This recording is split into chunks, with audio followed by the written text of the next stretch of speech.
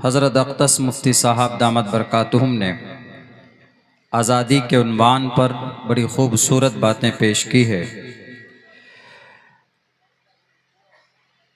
हमारे मुल्क भारत में साल में 2 त्यौहार ऐसे होते हैं जिसमें हिंदू मुसलमान बल्कि हर भारतीय उसको मनाता है, और वो 2 त्यौहार एक 15 अगस्त और एक 26 जनवरी। एक ऐसा हमारा मुल्क का त्यौहार है कि जिसमें सब शरीक होकर इसको मनाते हैं। हिंदू भी खुश होकर मनाते हैं, मुसलमान भी खुशी के साथ इसको अपने इदारों में, अपने मकातिब में, अपने स्कूल में और अपने ऑफिस में इसको शान के साथ मनाते हैं। ये हमारे मुल्क का, हमारे इस धरती का एक त्यौहार है। इस तरह की महफिल भी मुनाकिद होनी चाहिए। बल्कि मेरा तो कहना यह है कि हर गांव में एक प्रोग्राम हो जिसमें ये तारीख़ी बातें पेश की जाए कि भारत के अंदर, मुल्क हिंदुस्तान के अंदर ये जो आज़ादी हमें मिली है 15 अगस्त 1947 को, इसमें किन किन लोगों ने किस अंदाज में, किस सतह पर किसकी क्या कुर्बानी रही है, ये लोगों के सामने पेश होना चाहिए। हमारे स्वतंत्र सेनानी कौन है, हमारे फ्रीडम फाइटर कौन है, ये हमारे बच्चे भी नहीं जानते। कोई नई फिल्म रिलीज हो जाए तो हमारे बच्चे उसको हफ्ते में 7 दिन तक लगातार उसको देखते हैं, लेकिन तारीख़ी बातें और तारीख़ी चीज़ें जो सोशल मीडिया के ऊपर अपलोडेड है उसको फॉलो नहीं करते, उसमें दिलचस्पी नहीं लेते। याद रखिए, जब तक किसी तारीख को हम लोगों के सामने बोलेंगे नहीं, उसका चर्चा नहीं करेंगे, तो फिर वो तारीख दफन हो जाती है, फिर उसका कोई नाम लेने वाला बाकी नहीं रहता। इसीलिए इस मुल्क भारत में, हिंदुस्तान के अंदर हमारी एक शानदार तारीख रही। आज भारत आज़ाद है तो बड़ी कुर्बानियाँ पेश की गई है। हम उन कुर्बानियों को इन जैसे पवित्र मौके पर बहाना बनाकर हम पेश करने की कोशिश करें, अपने बच्चों को बताएं कि इस मुल्क हिंदुस्तान की तारीख क्या है, यहाँ बल्कि पूरे भारत की तारीख बताएं कि इस देश की, इस ज़मीन की क्या तारीख। ज़मीन की तारीख तो ये है कि अल्लाह ने तकरीबन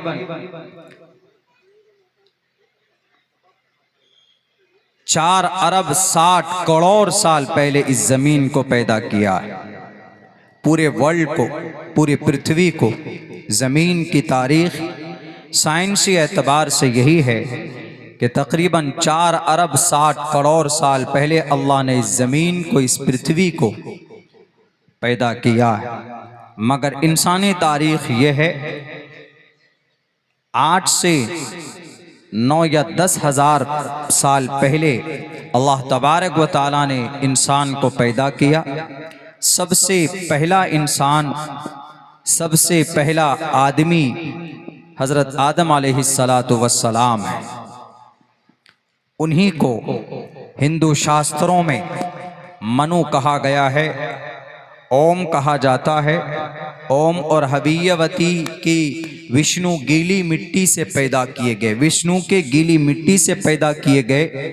इन्हें प्रधान नगर में रखा गया और वहाँ पर कली द्वारा ठग लिए गए, वहाँ से इनको बाहर कर दिया गया। शास्त्रों में इस तरह की बातें मिलती है, लेकिन जब आप इसकी तहकीक करेंगे तो आप हज़रत आदम अलैहिस्सलातु वस्सलाम का वाक़या इसमें आपको नज़र आएगा, जिसकी तस्दीक कुरान करीम से की जा सकती।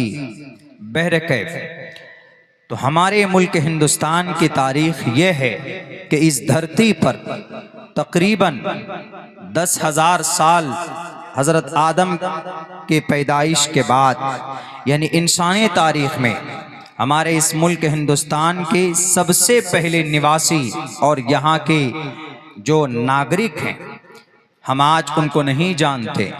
इस देश का मूल निवासी, इस देश का असल वारिस आदिवासी हैं, दलित हैं। आदिवासी, आदि मने पुराना, इसी को बोलते हैं आदि ग्रंथ, पुरानी किताबें। आदिवासी, वासी के मैंने वास करना, रहना। जैसे बोलते हैं ना कि हिंदवासी हैं, यानी हिंदुस्तान के वास करने वाले हैं। तो इसीलिए आदिवासी इस भारत की, इस मट्टी के वो असल वारिस हैं, मूल निवास वही हैं यहाँ के। इसीलिए आपने देखा होगा झारखंड में चले जाएं आप, वहाँ पर अक्सरियत आपको आदिवासी आपको मिलेंगे। उनकी ज़मीन नहीं बेची जाती, उनकी ज़मीन की रजिस्ट्री नहीं होती। इसकी एक वजह ये भी बताते हैं, क्योंकि वो यहाँ के मूल निवासी हैं, वो यहाँ के वारिस हैं, इसलिए वो अपनी ज़मीन बेच नहीं सकते। उसकी ज़मीन को कोई ख़रीद नहीं सकता, कोई फ़रोख्त नहीं कर सकता। बहरकैफ तो भारत के अंदर यहाँ के जो असल निवासी हैं वो आदिवासी। उसके बाद फिर 5 इनकी ज़िंदगी ऐसी रहती थी, जंगलों में गुजारते थे, पत्थर से टकरा कर आग जलाते थे और जानवर वगैरह जंगलों के अंदर उनकी पोषण पालन करते थे। इनको अपने वश में किया। वस्त एशिया से आने वाली कौम, जिन्हें आर्यन कौम हम कहते हैं, वो जब भारत के अंदर आए, उन्होंने आकर कब्जा किया और उन्हीं से बदलकर भारत के अंदर ब्राह्मण समाज वजूद में आए। बहरकैफ आदिवासी के बाद जब वस्त एशिया से जो लोग आए, उनका सबसे पहला जो बादशाह था, उनका नाम चंद्रगुप्त मौर्य, जो हिंदू भाइयों के ग्रंथों के अंदर, उनके तारीख के अंदर आप पढ़ सकते हैं। तो हिंदू बादशाहों का ज़माना चला, एक लंबा ज़माना चला। उसके बाद फिर कुछ मुस्लिम एम्पायर आए, मुस्लिम बादशाह का ज़माना आया। इन द एंड मुख्तसरन आपके सामने खाका पेश कर रहा हूँ, 3 हिस्सों में बांट रहा हूँ। पहले आदिवासी का ज़माना है, उसके बाद कुछ राजा महाराजा हिंदू भी थे, मुसलमान भी थे। फिर मुग़ल एम्पायर का ज़माना आया। उसी मुग़ल एम्पायर, मुग़ल सल्तनत में, चूँकि इस देश को आर्थिक एतबार से इतनी तक़वियत मिल गई थी कि आज तक इतनी तक़वियत इस देश को फाइनेंशियली एतबार से नहीं मिल पाई। जब ये सिलसिला चलता रहा, मुग़ल एम्पायर के ज़माने में, मुग़ल सल्तनत के ज़माने में इस देश की जीडीपी तरक्की तकरीबन 24 से 28% थी। अभी की जीडीपी 6.5 और 7% है।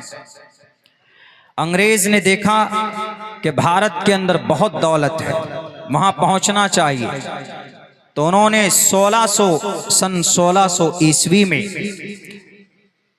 बरतानिया लंदन से 200 ताजिर भारत के अंदर पानी के रास्ते पहुँचे और उन्होंने एक तिजारत शुरू की सूरत गुजरात से, और उसी 200 लोगों की जमात को ईस्ट इंडिया कंपनी के नाम से हम लोग जानते हैं। हज़रत मुफ्ती साहब की तकरीर में ईस्ट इंडिया कंपनी का नाम आया होगा। वहाँ से ये अंग्रेज़ तकरीबन 1612 ईस्वी के अंदर उनका नापाक कदम मुल्क हिंदुस्तान के अंदर पड़ा। और ये लफ्ज़ हिंदू, हिंदुस्तान, हिंदुस्तान लफ्ज़ हमारे भारत के संविधान में नहीं, लफ्ज़ हिंदुस्तान बोलने में है। संविधान में 2 लफ्ज़ है, भारत दैट इज़ इंडिया, 2 नाम है हमारे मुल्क हिंदुस्तान का, हमारे भारत का। इसीलिए अक्सर मैं लफ्ज़ भारत इस्तेमाल करता हूँ।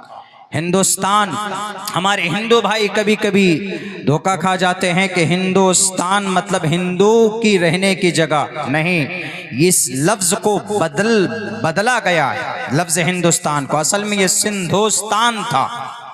जो वस्त एशिया से जो आर्यन कौम आई थी, उन्होंने, उनकी ज़ुबान फ़ारसी थी, चूँकि वहाँ जो वस्त एशिया का इलाका है, आज़रबाईजान है, तुर्कमेनिस्तान है, वहाँ की ज़ुबान फ़ारसी पाई जाती। जब वो लोग आए सिंध में, पंजाब के करीब जो वादी सिंध है, तो वहां पर उनको सिंध में रहते तो लोग पूछते थे कि तुम रहते कहाँ हो, तो वो सिंध नहीं बोल सकते थे, वो सिंध के सीन को हा से चेंज करते थे और वो हिंद बोलते थे कि हम हिंद में रहते। सिंधुस्तान को हिंदुस्तान बनाया, हिंदुस्तान उसी से लफ्ज़ सिंध से हिंदू है। हिंदू कोई मजहब कोई धर्म नहीं है। मैंने तकरीबन सारे शास्त्र पढ़े हैं, किसी भी शास्त्र के अंदर लफ्ज़ हिंद नहीं है। हिंदू धर्म लफ्ज़ हिंदू धर्म के लिए इस्तेमाल नहीं हुआ। तारीख में यह है कि हिंदुस्तान असल में सिंधुस्तान था। फारसी जुबान के कायदे के मुताबिक सिंध के सीन को हा से बदला हिंदुस्तान, हम हिंदुस्तान में रहते हैं। तब से कसरत इस्तेमाल की वजह से पूरे भारत के अंदर तब से लेकर आज तक ये तकरीबन हज़रत ईसा अलैहिस्सलाम के पैदाइश से 1900 या 3000 साल पहले की बात है, यानी अब से 5000 साल पहले ये नाम पड़ा लफ्ज़ हिंदुस्तान भारत का। अब भारत कब नाम पड़ा? बहुत से लोग बोलते हैं कि भारत रामचंद्र जी के बड़े भाई भरत, लक्ष्मण और श्री रामचंद्र जी, ये 5 भाई थे। मोतबर तारीख की किताब में ये बात मिलती है कि जो भरत है वो राजा दशरथ यानी राम का भाई नहीं था, वो कोई पहला व्यक्ति था। लेकिन कुछ और तारीख की किताब में भी ये बात मिलती है कि नहीं, भरत राजा दशरथ का बेटा था। रामचंद्र जी को हुकूमत मिलनी थी, लेकिन कई ने कौशल्या, कई सुमित्रा, कई कौशल्या की माँ श्री रामचंद्र जी उनके बेटे, तो उन्होंने भरत को गद्दी मिली और राजा दशरथ से भरत की मां ने कहा कि आप राम को वनवास के लिए भेज दीजिए। तो 14 साल के लिए वनवास पे गए और जब राजा भरत बैठे तब से भारत का नाम भरत पड़ा। भरत के नाम पर भारत पड़ा। हिंदुस्तान भारत और इंडिया नाम कब पड़ा है भारत का? चूंकि जब आज तारीख की बात है तो कुछ ये नई बातें आप लोगों के सामने बहुत पहले शुरुआती ज़माने में मैंने इनकी तहकीक की थी, लेकिन आज आप लोगों को बता देता हूँ ताकि जिनको नहीं मालूम है उनके इल्म में इजाफा हो जाए। ये इंडिया नाम कब पड़ा? जालिम अंग्रेज जब आए तो इंडिया आते थे तो उनसे इंडिया नहीं बोला जाता, ये उनसे हिंद नहीं बोला जाता था। We want to go to Hind नहीं बोला जाता, वो बोलते थे we want to go to Ind. Ind जाते यानी हिंद के हा को हमजा से बदला और दाल को उन्होंने डाल से चेंज किया, डी से हिंद को इंड बनाया। इसी इंड को या निस्बती जब लगाएंगे, तुम कौन हो? इंडियन, IN का इस्तेमाल करते हैं अंग्रेजी में, इसी से है इंडिया, इंडियन, भारत का वासी। तो लफ्ज इंडिया नाम अंग्रेजों ने दिया है और लफ्ज भारत राजा भरत के नाम पर पड़ा और लफ्ज हिंदू ये सिंध पर आकर बसने की वजह से जो आर्या कौम आई थी वस्त एशिया से, उनकी वजह से ये नाम दिया गया। और ये नाम, ये तीनों नाम आज तक चले। और भी नाम है, भारतवर्ष है, आर्यावर्त है, लेकिन वो फेमस नहीं है। जो मशहूर नाम है वो 3 ही नाम है, हिंदुस्तान, भारत, इंडिया। ये लफ्ज़ ये इस्तेमाल होता है और हमारा जो संविधान है, इंडियन कॉन्स्टिट्यूशन है, उसमें ये 2 ही नाम मिलेंगे आपको, एक भारत नाम और एक इंडिया नाम। ये 2 नाम उसके अंदर में मेंशन किया गया। ये हमारी भारत की तारीख है। और जो हिंदू, हमारे हिंदू भाई कभी कभी गलतफहमी में होते हैं कि नहीं हिंदू हैं हम, हिंदुस्तान, हिंदू की वजह से हिंदुस्तान। हिंदू का असल जो आपका जो मजहब का नाम है वो शाश्वत धर्म है, स्वभाव नियत कर्म, शाश्वत नाम। हिंदू धर्म का मतलब, हिंदू धर्म शाश्वत और स्वभाव नियत कर्म, ये 2-3 नाम आते हैं जिसका मतलब आसमान से जमीन पर आना होता है। जब आप इसकी तहकीक करेंगे तो इसका कुछ और मतलब और अर्थ निकल जाएगा। लेकिन लफ्ज हिंदू, हिंदू बिरादरी और समाज के रहने की वजह से नहीं पड़ा, बल्कि वो शास्त्र में है ही नहीं। बोल देते हैं अपने आप को। तकरीबन 36 डेफिनेशन, उसके तारीफात आप पढ़ेंगे किताबों में। हिंदू नालंदा विशाल शब्द सागर पढ़िए, पंडित वैद प्रकाश उपाध्याय की किताब पढ़िए, और भी किताबें आप पढ़ सकते हैं। Doctor BN. राव की किताब पढ़ लीजिए, उसके अंदर में आपको ये 36 की 36 जो तारीफ है लफ्ज हिंदू के ऊपर वो आपको मिलेगा। एक सनातन नाम है हिंदू धर्म का, एक शाश्वत नाम है, और एक नाम स्वभावनीयत कर्म नाम है। सनातन का मतलब आसमान से जमीन पर आना, शाश्वत का मतलब सदा से हमेशा से आसमान से जमीन पर आना। स्वभावनीयत कर्म का मतलब दीन क़य्यिम के ऊपर जिसका आस्था हो उसको स्वभावनीयत कर्म बोलते हैं। इन तीनों का मतलब उर्दू में अरबी में निकालेंगे तो इसकी तारीफ कहाँ पहुंचेगी आप खुद ही समझ सकते हैं। ये 3 नाम है हिंदू धर्म के। हिंदू धर्म नहीं है बल्कि ये 3 नाम है। इन तीनों नामों की सही से व्याख्या किया जाए वेदांत की रोशनी में तो बातें समझ में आसानी के साथ आ सकती हैं। तो ये है हमारी एक भारत के मुख्तसर सी जो पुरानी तारीख है। लेकिन जब मुगल एम्पायर थे, मुगल एम्पायर ही के जमाने में, मुगल सल्तनत में ही, जब देश में चारों तरफ हरियाली, भारत को सोने का चिड़िया कहा जाता था, दौलत के अंबार, उसको लूटने के लिए अंग्रेजों ने कहा कि मसाले की एक कंपनी, मसाले की तिजारत की नीयत से उन्होंने एक कंपनी बनाई जिसका नाम ईस्ट इंडिया कंपनी। 200 लंदन के ताजिर उसमें शरीक हुए और वहां से सरकारी परमिशन लेने के बाद भारत में पहुंचे। तकरीबन 1612 में वो पहुंचे हैं सूरत गुजरात में। वहां पर उन्होंने अपनी कंपनी डाली और उस वक्त का जो बादशाह था जहांगीर, उनसे कहा कि हमें जमीन दी जाए, हम भारत के अंदर रहकर आपसे हम तिजारत करना चाहते हैं। उस वक्त एक डच कंपनी यहाँ पर मौजूद थी। अकबर ने कहा, जहांगीर ने कहा कि हमें तुम्हारी जरूरत नहीं है, पहले से यहाँ पर कंपनी मौजूद है। लेकिन कुछ दिनों के बाद, कुछ महीनों के बाद फिर वही ईस्ट इंडिया कंपनी तहाइफ लेकर, गिफ्ट लेकर पहुंचे जहांगीर के दरबार में। बड़ा मुतासिर हुआ, फौरन इजाजत दे दी कि चलो तुम कंपनी लगाओ। कंपनी लगाई गई, तिजारत का काम शुरू करता है। तिजारत का काम गुजरात से शुरू करता है, आहिस्ते आहिस्ते कदम बढ़ाता है और फिर उसका कदम पड़ जाता है बंगाल, ये जो कलकत्ता जो उसका इलाका है वहां पहुंचता है। वहां पहुंचने के बाद इस 100 साल की मुद्दत में अंग्रेज बंगाल, सिर्फ बंगाल जो आज का बंगाल ऐसा नहीं है, बिहार, झारखंड, उड़ीसा, बंगाल, बांग्लादेश, म्यांमार, ये टोटल बंगाल में आता था वो उस वक्त वो इलाका। 100 साल के अंदर अंग्रेज काबिज हुए वहां पर, मगर वहां का एक बहुत बड़ा ज़हीन और बहुत बड़ा समझदार वहां का एक नवाब जिनका नाम शायद हम लोग नहीं जानते हैं, उन्होंने सबसे पहले बगावत की अंग्रेज के खिलाफ। वरना अंग्रेज तो प्रॉफिट दे रहा था, मुगल सल्तनत को गिफ्ट और तोहफे ताइब पहुंचाए जा रहे थे उनके दरबार पर। लेकिन उस नवाब ने देखा कि अगर अंग्रेज यहां पर बैठेगा और अंग्रेज ज्यादा दिन तक रहेगा तो हमारे इस देश को गुलाम बना लेगा और हमें गुलामी करनी पड़ेगी। तो उन्होंने 1755 में, तारीख याद रखिएगा, 1755 में सबसे पहली लड़ाई अंग्रेज से अगर किसी ने शुरू की है तो उस मर्द मुजाहिद का नाम नवाब सिराजुद्दौला, जो मुर्शिदाबाद के इलाके में पुलासी एक छोटी सी जगह है, पलासी नहीं पुलासी एक जगह, वहां पर जंग लड़ी जाती। उस जंग के अंदर नवाब सिराजुद्दौला शहीद कर दिए जाते हैं और उसके अंदर गद्दारी करने वाला कोई बाहर का अंग्रेज नहीं था, बल्कि अंग्रेज के तलवे चाटने वाले मीर जाफर नालायक नाहंजार, और उसकी गद्दारी की वजह से नवाब सिराजुद्दौला शहीद कर दिए गए। और नवाब सिराजुद्दौला से गद्दारी की के रिजल्ट में इस कमबख्त मनहूस मीर जाफर को नवाब का दर्जा दिया गया, गद्दी पर बिठाया गया। कुछ दिनों के बाद फिर कान पकड़कर उतार दिया गया।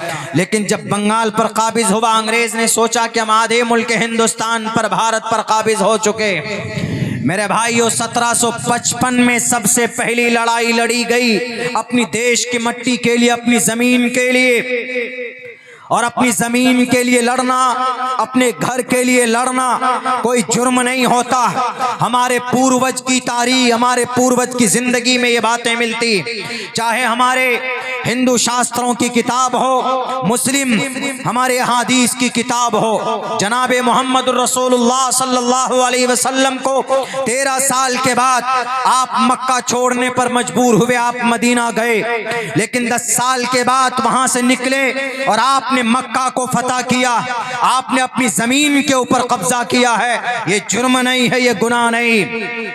और यही तारीख तकरीबन कौरव और पांडवों की महाभारत गीता उसका एक हिस्सा। मैंने उसके कुछ मंत्र और श्लोक आपके सामने पेश किए, उसकी वजाहत करूंगा मैं वक्त आने पर। इसलिए कि जब जमीन, जिस जमीन पर इंसान पैदा होता है तो वहां की मोहब्बत उसके दिल के अंदर होती।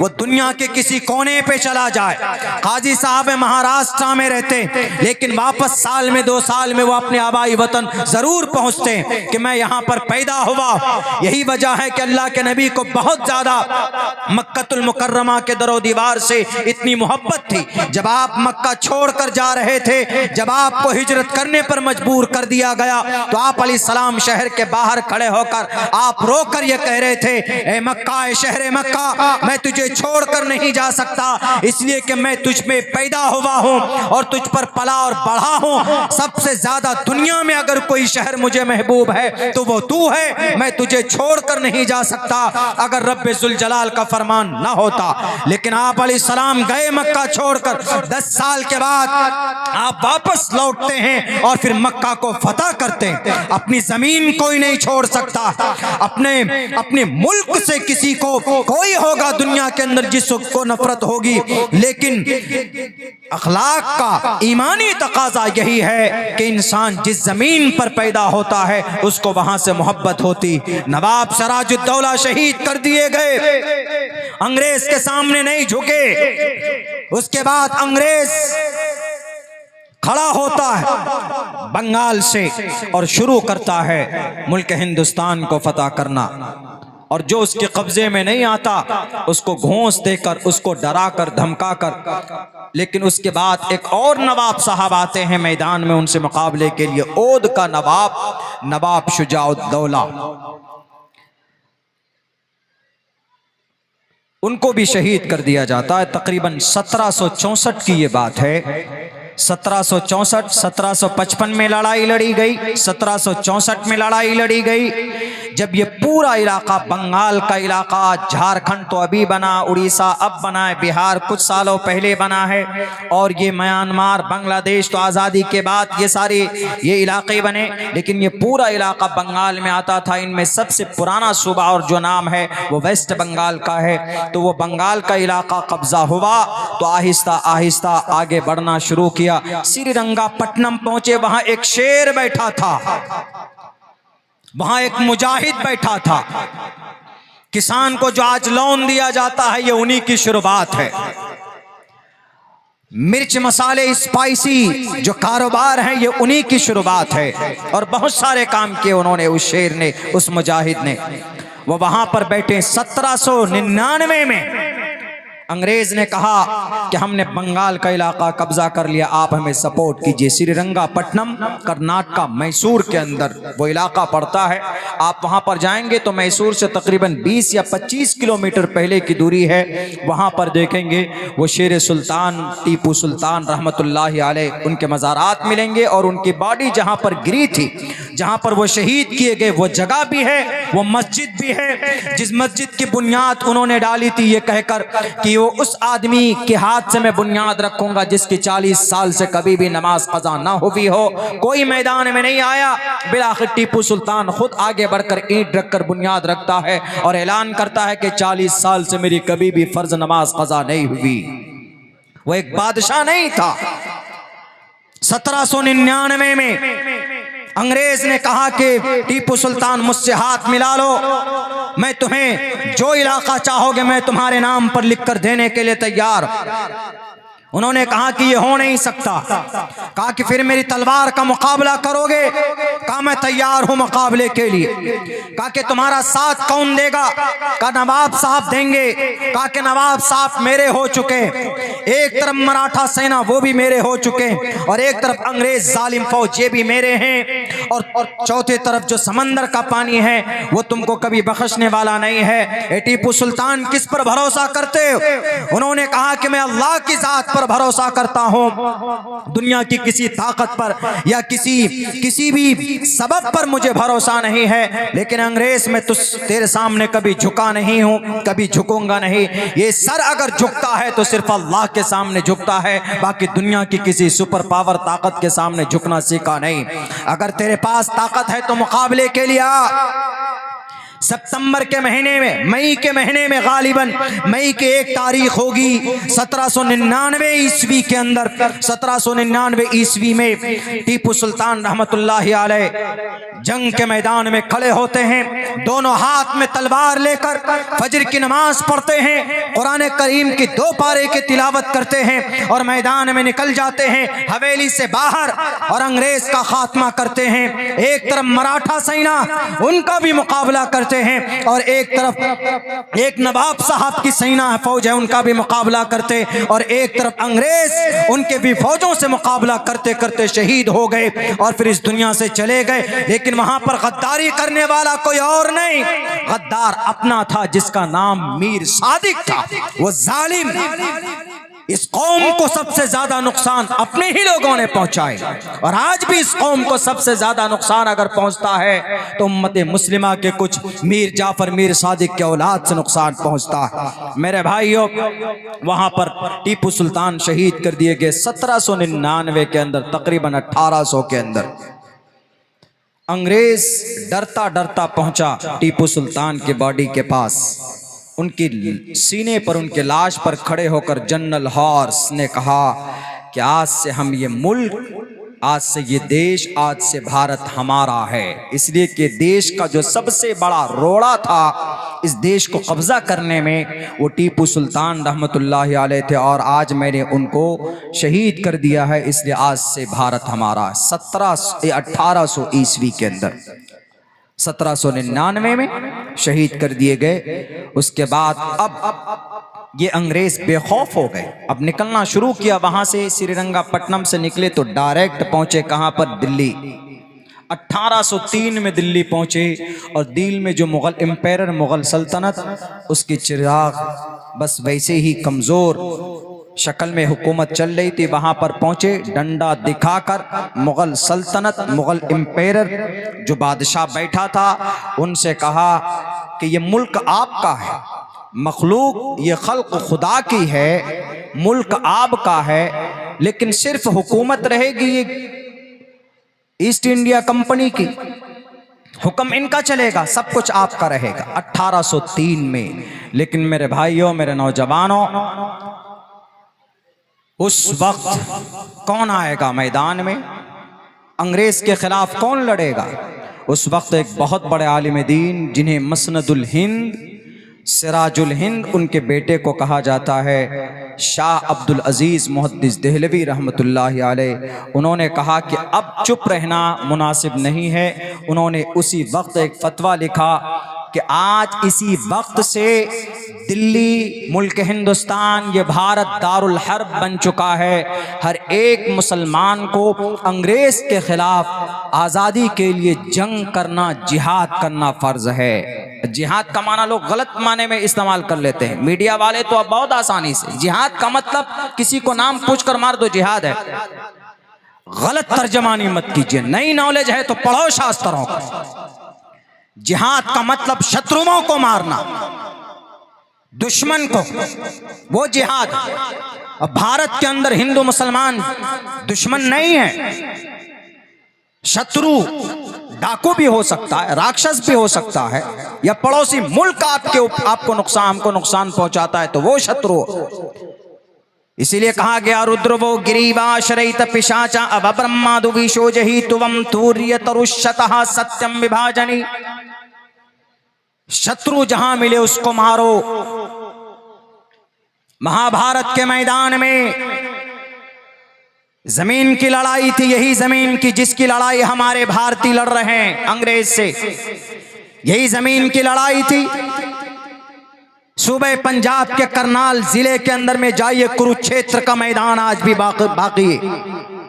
वहीं कुरुक्षेत्र के अंदर कौरव और पांडवों की लड़ाई हुई, 5 भाई एक तरफ और कौरव एक तरफ। जमीन का हिस्सा बनता था, पांडवों के हक में नहीं दिया गया। दुर्योधन ने कहा पांडवों से कि अगर तुम्हारे पास ताकत है तो तुम छीन कर दिखाओ। श्री कृष्ण जी आए, दोनों को समझाया। श्री कृष्ण जी ने कहा कि उसका जो हक बनता उसको दे दो, वो तुमसे लड़ाई नहीं लड़ेगा। उन्होंने कहा, दुर्योधन ने कहा, दुर्योधन कौरवों का सरदार, दुर्योधन ने कहा कि मैं सुई की नोक के बराबर जमीन देने के लिए तैयार नहीं हूं। अगर वो लड़ना चाहते हैं तो लड़ाई, देखेंगे उनके पास कितनी ताकत है। पांडवों के पास एक योद्धा जिनका नाम अर्जुन, और इधर दुर्योधन, और इनकी पूरी कौरवों की एक पूरी टीम, पूरा खानदान एक तरफ और पांडु एक तरफ। रणभूमि में महाभारत के अंदर दोनों तरफ 18 अक्षुवाहिनी यानी फौज के वो थे, 18 बादशाहों के फौज कौरवों के साथ, पांडवों के साथ चंद लोग खड़े थे, और एक तरफ पांडु और एक तरफ कौरव खड़े। उसके अंदर यह कहा गया कि आज भी जंग मत करो।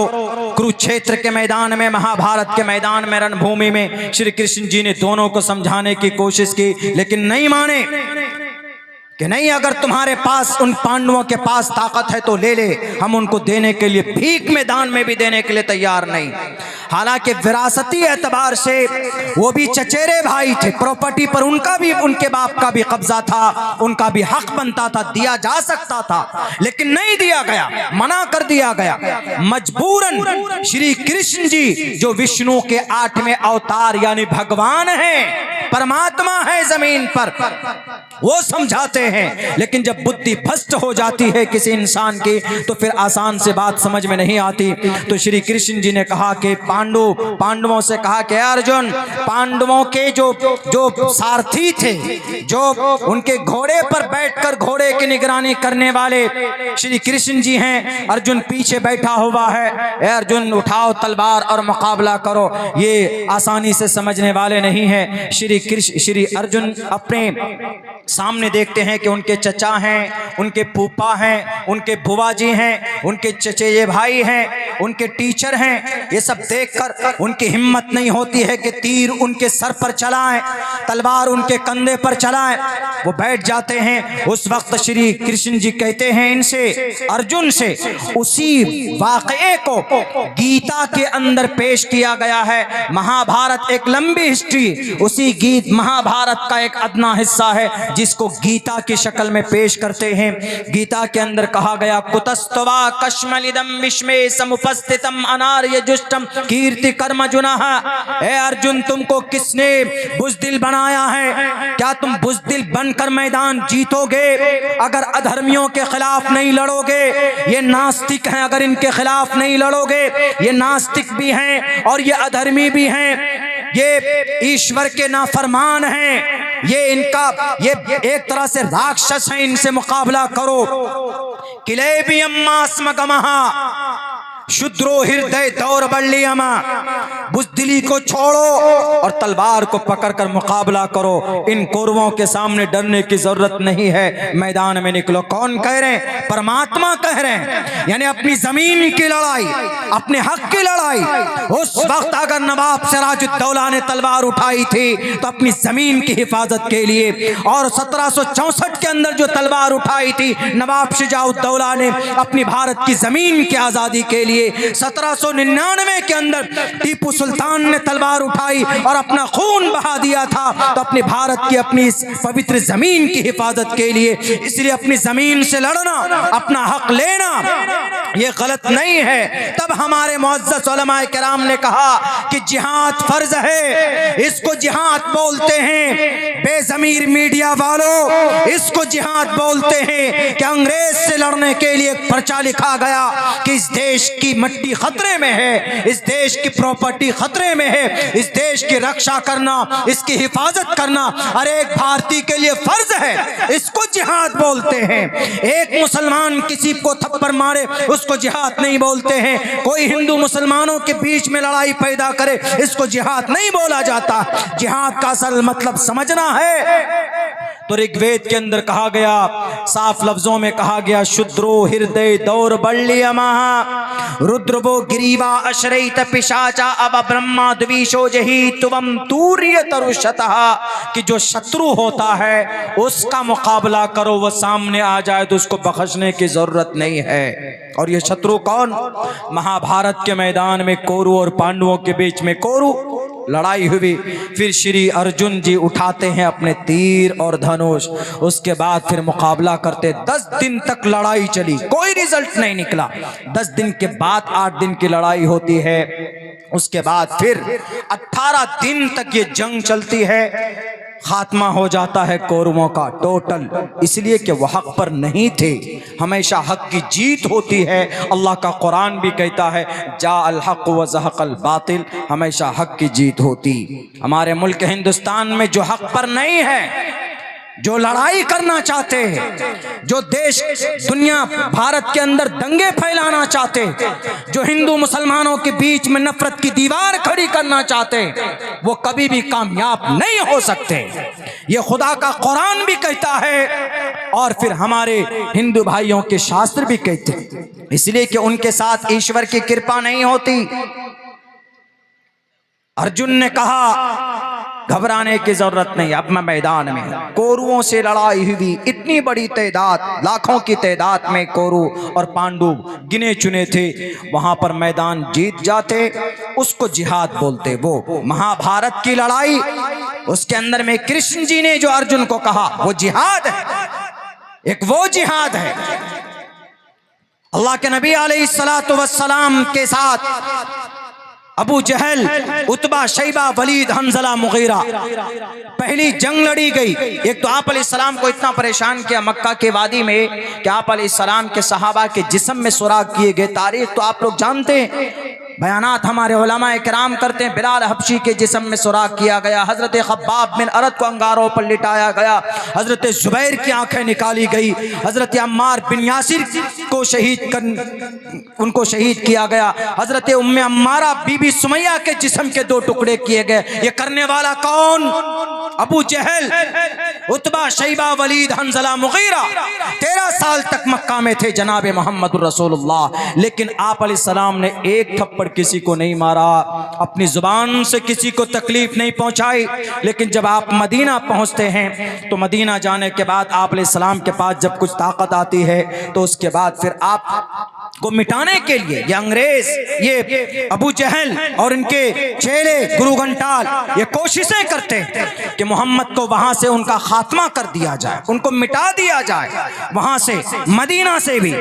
उसके बाद फिर मुल्क शाम तिजारत के लिए जाते कि बहुत सारी प्रॉपर्टी लेकर आएंगे और मोहम्मद का खात्मा करेंगे। आप अलैहिस्सलाम उस तिजारत को रोकना चाहते हैं, लेकिन जब अबू जहल को खबर मिलती है तो अबू जहल पूरे लाओ लश्कर के साथ आता है, आज तो खत्म करके ही जान लूंगा। लेकिन जब वो काफिला बचकर निकल जाता है तो अबू जहल को यह खबर मिलती है कि काफिला आ चुका है, मोहम्मद रसूलुल्लाह ने रोकने की कोशिश की, हम उनसे लड़ाई कर सकते थे, लेकिन वो आ चुका है काफिला, अब लड़ने की जरूरत नहीं। अबू जहल ने कहा कि नहीं, आज औकात याद दिलाऊंगा, आज खात्मा करूंगा, आज नामो निशान मिटा दूंगा मोहम्मद और उसके चाहने वालों के। वो एकदम बिल्कुल नशे में धुत होकर अपनी ताकत पे इतराते हुए आता है। जंगे बद्र मदीनतुल मुनव्वरा के करीब में एक जगह है, वहां पर लड़ाई होती है। आप अलैहिस्सलाम लड़ना नहीं चाहते थे, आप अलैहिस्सलाम ने लड़ाई को मना किया। मोहम्मद रसूलुल्लाह ने ताकीद के साथ कहा है कि लड़ाई सही नहीं है, लड़ना सही नहीं। लेकिन जब जमीन की बात आए, जान की बात आए, अपने देश और मट्टी की बात आए, तो सर पे कफन बांधकर मेरे नबी ने कहा कि फिर लड़ो मैदान में, और फिर बुज़दिल की तरह भागो नहीं। तो तुम्हारे जिस्म के टुकड़े कर दिए जाएं, तुम्हारे जिस्म को आग में रखकर जला दिया जाए, लेकिन जब मैदान में उतर जाओ अपनी मट्टी के लिए, अपने मुल्क की हिफाजत के लिए, अपने इलाके की हिफाजत के लिए, तो फिर पुश्त फेर कर भागना ये बुज़दिली है। वो तुम मरोगे तो जहन्नम में जाओगे। पहले तो आपने लड़ाई को मना किया है कि लड़ने की नौबत ना आए, लेकिन जब बात लड़ाई की आ जाए तो लड़ना है। जैसे महाभारत के मैदान के अंदर अर्जुन मैदान में, रणभूमि मैदान में, तब लड़ाई के मैदान में अगर तीर धनुष आप डाल देते तो श्री कृष्ण जी ने कहा कि अर्जुन, बुज़दिली वाली बात हो गई, तुमको किसने बहका दिया है? कुतस्तुवा कश्मलिदम विस्मय समुपस्थित मनार्य जुष्टम कीर्ति कर्म जुनहा, तुमको किसने बहका दिया?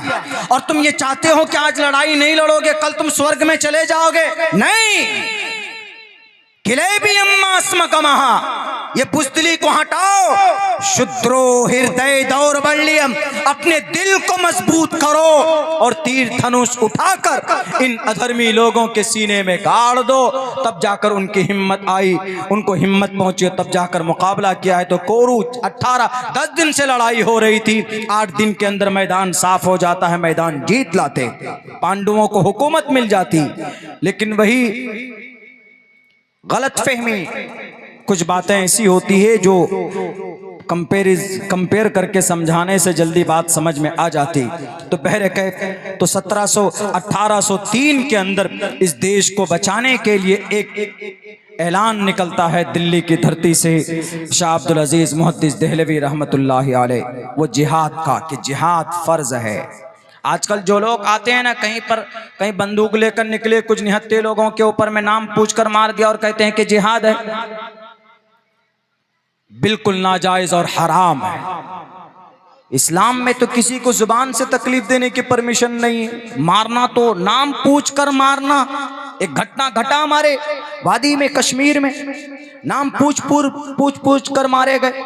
वो जालिम है, वो राक्षस है, वो रावण की औलाद है, वो शैतान है। वो इस्लाम में इससे ऐसा कोई मैसेज नहीं। मैं स्कॉलर ऑफ इस्लाम हूँ, तालिब इल्म हूँ, मैंने हदीस की किताबें पढ़ी है, मुताले में आज भी करता हूँ। मैं एक तालिब इल्म हूँ, हुसूल इल्म का हमेशा से शौक़ रहा है।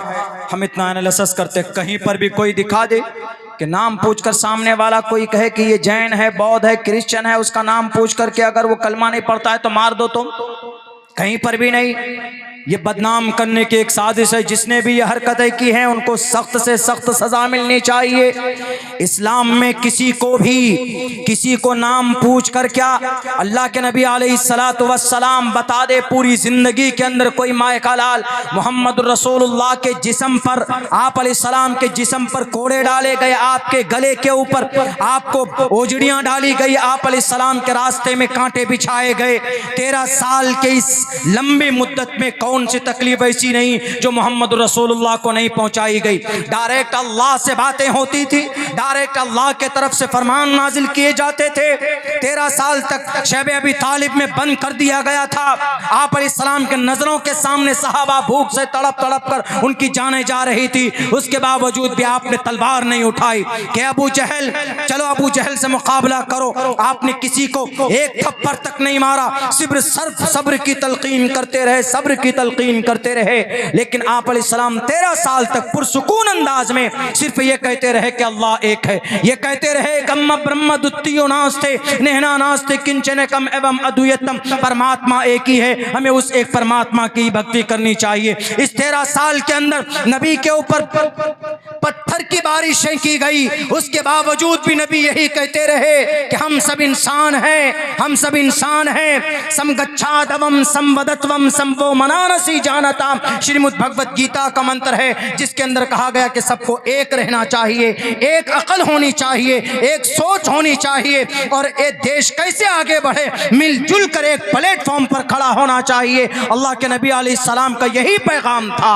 आप अलैहिस्सलाम ने कहा मैं एक अल्लाह की इबादत के लिए तुमसे कह रहा हूँ, एक परमात्मा के सामने तुम्हारे सर झुके मैं इसका पैगाम लेकर आया हूँ। मुझे कोई तुमसे कोई मुतालबा नहीं है, तुम मेरा मेरा तुमसे कि तुम मुझे पैसे दे दो या कोई मजदूरी दे दो, बस सिर्फ ये कहता हूं कि एक रब के सामने अपनी मुकद्दस पेशानी को झुकाओ, और जो लड़ाइयां हैं तुम्हारे बीच में, ये जो दरार है, जो खानदानी लड़ाई है, इन सबको खत्म करो। आप अलैहिस्सलाम ने कई तरीके पर इस्लाही काम किया है जनाब मोहम्मद रसूलुल्लाह सल्लल्लाहु अलैहि वसल्लम ने, लेकिन नबी पाक अलैहिस्सलाम ने एक थप्पड़ किसी को नहीं मारा है। 23 साल नबूवत मिलने के बाद आप रहे इस दुनिया में। कोई माए का लाल दुनिया की किसी भी हिस्ट्री की किताब में नहीं बता सकता कि मोहम्मद रसूलुल्लाह सल्लल्लाहु अलैहि वसल्लम ने किसी को तकलीफ पहुंचाई। मेरे भाइयों, तो हमारे ये जो उलमाए किराम थे, ये गुलाम थे जनाब मोहम्मद रसूलुल्लाह सल्लल्लाहु अलैहि वसल्लम के। शाह अब्दुल अजीज मुहद्दिस देहलवी ने फतवा दिया कि जिहाद फर्ज है। अब कौन आएगा मैदान में? कोई नहीं, खामोश। कौन जाए मैदान में लड़ने के? अंग्रेज से लड़ने के लिए कौन जाए? उनके पास ताकत है। बिल आखिर 1818 में एक देश का सच्चा मुहिब, जिनका नाम जी तारीख की किताबों में उनका नाम है सैयद अहमद शहीद रहमतुल्लाहि अलैह, वो 50 लोगों को लेकर बैठते हैं एक जगह, और फिर ये पूरा वो मगरिबी उत्तर प्रदेश, देश को आज़ाद कराने में उत्तर प्रदेश की बहुत ज़्यादा कुर्बानी रही है, बल्कि यूँ कहिए कि सबसे ज़्यादा लड़ाई उत्तर प्रदेश की धरती पर लड़ी गई। बहुत सारे हमारे हिंदू भाई भी इसमें शहीद हुए।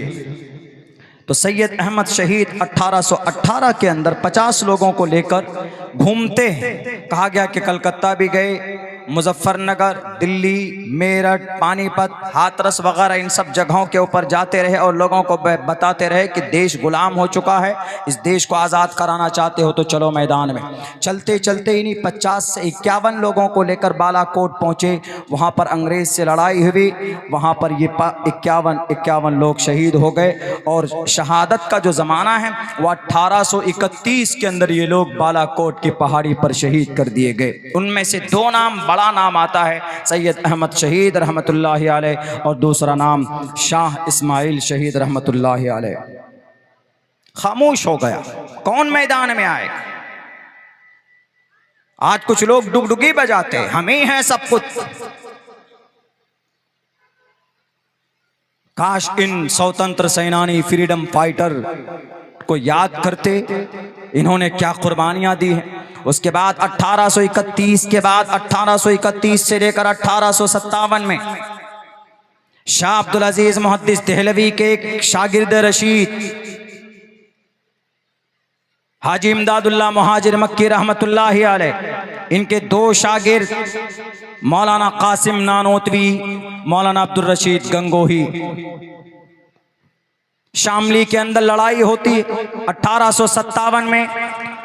1857 में जब वहां लड़ाई हुई, उसी दिन से ये उलमा अंग्रेज के नजरों में आ गए। उसी दिन से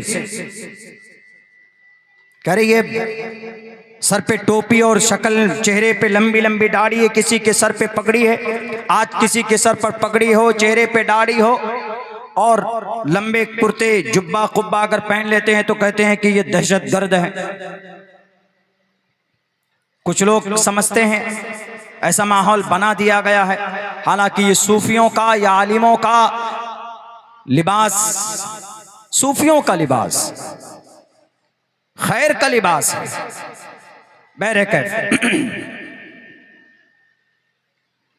तो अंग्रेजों ने 1857 की लड़ाई, शामली की लड़ाई सबको पता है, शामली में लड़ाई लड़ी गई 1857 के अंदर।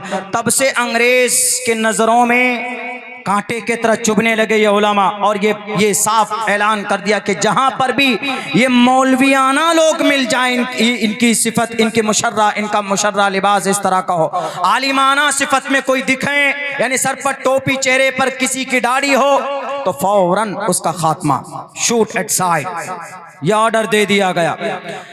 3 साल के अंदर, बल्कि 15 दिन के अंदर 2 लाख मुसलमान शहीद किए गए।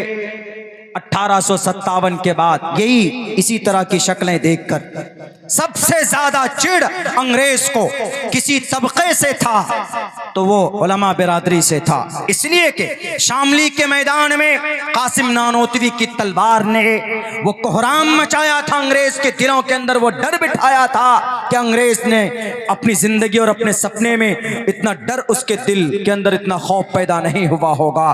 तब से लेकर 15 दिन के अंदर तकरीबन 2 लाख मुसलमान शहीद किए गए। उनमें से 51,000 सिर्फ उलमाए किराम थे, 51,000 सिर्फ उलमाए किराम थे। 1861 के अंदर दिल्ली में कहा कि ताकत कहां से मिलती है, ये मैदान में 2 लाख हमने शहीद कर दिए, 51,000 उलमा हैं इनमें, ये आते कहां से हैं, कौन से बिल से निकल कर आते हैं, इनको मोटिवेशन कहां से मिलता है, जरा तहकीक तो करो। किसी कहने वाले ने कहा कि इनके पास एक मोटी सी किताब है, जब तक ये किताब इनके पास रहेगी इनको आप कभी हरा नहीं सकते। वका वो कौन सी किताब है, कहा कि वो कुरान करीम है। कहा कि इस कुरान को जलाओ। दिल्ली के अंदर 1861 से लेकर 1864 तक 3 लाख कुरान के नुस्खे डालकर जला दिए गए, उनको उनका राख बना दिया गया। तभी एक आलिम दीन ने कहा था, ये हाफिज कुरान से एक अंग्रेज के सामने तुम कुरान को जला सकते हो, लेकिन मेरे दिल दिमाग में जो कुरान है इसका मुहाफिज वो ऊपर बैठा हुआ सर्वशक्तिमान अद्धादेव महान वो लॉर्ड है। तुम कुरान के नुस्खों को जला सकते हो अंग्रेज, लेकिन तुम हमारे सीने से, तुम हमारे दिल दिमाग से कुरान के अल्फाज को नहीं निकाल सकते। कहा कैसे? कहा देखो ये बच्चा पढ़कर तुम्हें सुनाएगा। 9 घंटे के अंदर एक बच्चा खड़ा होता है और पूरा कुरान पढ़कर बताता है। तब अंग्रेज तौबा करता है कि यकीनन इस कुरान का मुहाफिज इंसान नहीं, इस कुरान का मुहाफिज अल्लाह है। हम इस कुरान के मुसव्वदों को जला सकते हैं, लेकिन हम कुरान करीम को मिटा नहीं सकते। तो इसीलिए कुरान को जो मिटाना चाहते हैं उनके लिए भी पैगाम है। तुम्हारे दादा, तुम्हारे बाबा, तुम्हारे पूर्वज अंग्रेज ये कोशिश कर चुके हैं, दाइश कोशिश कर चुका है, और ये जनाब मुल्क शाम का वो बशारुल असद वो कोशिश कर चुका है, लेकिन इस कुरान को मिटाया नहीं जा सका, क्योंकि कुरान, तौरात, बाइबल, ज़बूर, इंजील इनको अल्लाह ने नाजिल फरमाया है, लेकिन अल्लाह ने हिफाजत की जिम्मेदारी नहीं ली थी। लेकिन कुरान को अल्लाह ने नाजिल फरमाया है, लेकिन कुरान की हिफाजत की जिम्मेदारी भी अल्लाह ने ली है, इसलिए इस कुरान को मिटा नहीं सकता। बेफिक्र रहिए, बैरे कैफ तकरीबन 3 लाख कुरान करीम के नुस्खे दिल्ली के जामे, दिल्ली की मस्जिदों से, उनके मदरसों से निकाल कर जला दिए गए।